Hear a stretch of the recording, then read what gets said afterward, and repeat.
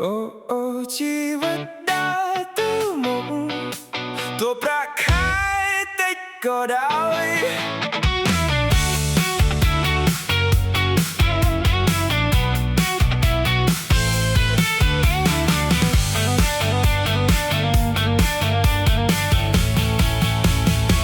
ប្រាក់ខែបង250រាប់ម្ដងហើយរាប់ម្ដងទៀតបងថ្លៃបន្ទប់បងទឹកភ្លើងនៅសល់តិចតួចអូនដឹងទេព្រឹកឡើងចេញទៅធ្វើការលីងញិចត្រឡប់មកជាមួយភាពនឿយហត់តែបេះដូងនៅតែប្រាប់ខ្លួនឯងតស៊ូកុំបោះបង់មនុស្សខ្លះមើលតម្លៃតាមលុយតែអូនមើលបងតាមបេះដូងបានទេបងមិនសន្យាផ្ទះធំឡានថ្មី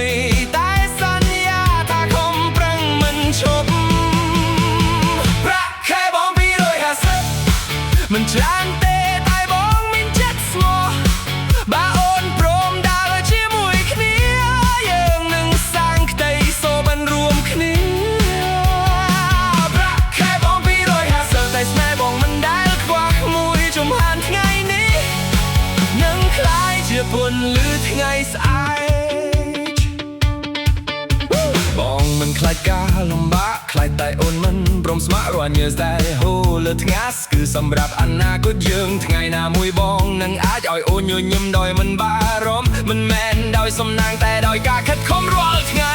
បើមេឃងងឹតញប់នេះគង់តែនៅមានកាយបើថ្ងៃនេះមិនទាន់ជោគជ័យយើងនៅមានថ្ងៃស្អែ